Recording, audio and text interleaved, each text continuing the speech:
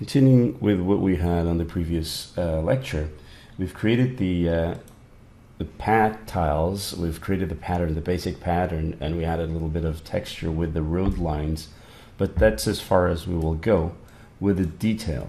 Now, what I want to do in this lecture is show you how you can give a slight sense of depth depending on where you want the road to be. If you want the road to be a little higher than the grass, or if you want it to be a little lower. I've also organized all my layers into folders, and if you want to copy what I have, I'll just open the folders up for you.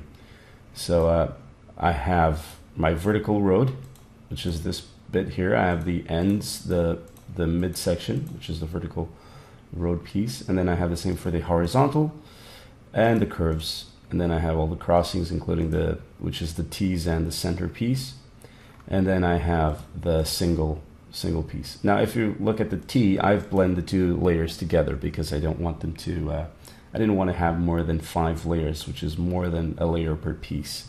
I've grouped this into several different groups just so that it's easy for me to find them. I'm going to open up all of them, so if you want to copy my structure, just go ahead. So I'll use this. You can pause the video here and copy it. And now let me show you the top bit, just the one that was off the screen just a little bit. Okay, now I'm going to move my layer panel back onto where it was before, just so I have a little more screen space. And I'm going to close up all of these groups, okay? And what I usually do with my work files is that I tend to keep a copy of all the layers with the original images, but then I do something on top. So I click on the bottom one, then shift click on the top one, and I'll make a duplicate of this just by dragging it onto create duplicate. It'll make a series of copies of the layers that I have, and I press Control E, or the same as going into layer and merge layers, which is the selected ones. Okay, so I'll just merge layers, and that gave me a layer with all my tiles. Okay, one single layer with all the tiles. So I'll just hide the other ones. I don't need that now. They're just there for safety. And I'll zoom in, and now this is where I'll try and get some shading going. But let me, on the side here, let me try and show you a different example. Now we already have this shade that we created for the grass. So let's use that here. I'll do something like this. Okay, and then I'll pick a darker shade, and I'll do something like this. Okay. And here on the side, I'll do the opposite. I'll do something like this. And then I'll do something like this. Did you see the mouse just snapping there? Okay, so if you look at this from, a little further away, I'll take away the grid. It does look like that the one on the left is a bump on the road, and the one on the right is a hole, okay? And you get this sense because of how the shadow and the light are positioned. Because we're looking down on the surface, but we've seen that the camera isn't completely top down, so we get to see some of the shadow. And because we see some of the shadow, where it is actually tells us where our light is and how the terrain is deformed. Since we almost usually associate that or assume that the light is above us, right? We very hardly ever imagine the light underneath. Since we do that, we go, well, okay, so the top bit will be lit and the bottom bit will be in shadow. And that's why you feel that this is a hole and that this is a bump, a little dimple on the surface. So we can use this concept on our painting. Let me just get this darker shade here. So if I go in here and do this, like that,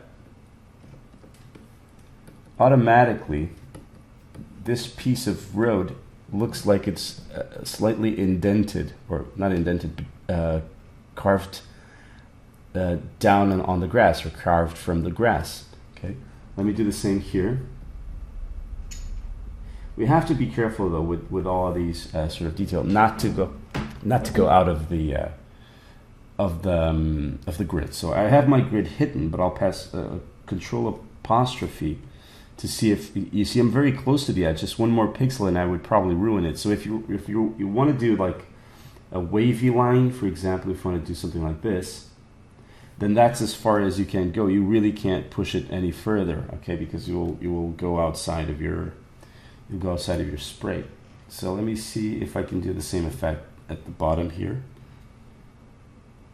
Something like this, maybe a little like that, and then a little bit of dirt.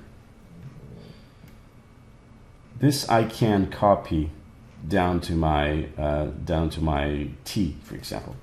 I can copy this over here.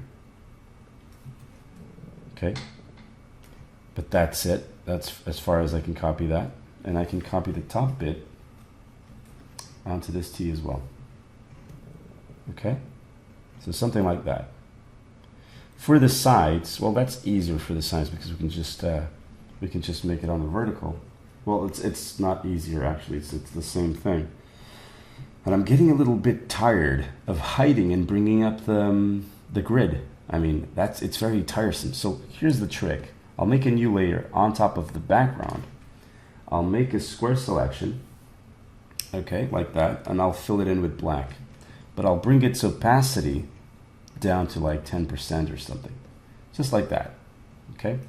And then I'll select everything on the layer by pressing Ctrl A, and I'll drag this down so that it sort of, I have this chess pattern or this checkered pattern, okay? And once I have enough that I can copy around, it's basically making my own grid. So this way I can get rid of the grids and I still have a perfect notion of where everything is on my spray. And I'll just go back to my original spray. And now I have to be careful. I have to keep in mind, okay, that this dark green here is not my real dark green. Okay, it's just the grid underneath. I'm actually going to make this even more transparent by going 5%. It's just a hint that there's something there. Okay, so underneath here, I'm going to put a little bit of light green. And on the top, I'm going to put a little bit of dark green, which again creates that effect. It's the same as I had at the top here, except here I didn't have the bright one. So just use the bright one there. I might want to paint that out because it'll look confusing. Maybe move a bit in there just to make it rounder. And now to the sides, I'll actually, before I add the curves on the grass, I'll add the curves on the dirt. And now it's something like that. You put a brighter pixel on the bottom bit, and on the top bit, you'll put the darker one. Because there's actually hardly any other way that you can do this without having it look odd. You could do like that, but that would probably suggest that would be another bump at a different direction, because again, you have to respect the lighting that you set up initially. So now I'll bring up the grid because I want to copy this off into the T versions.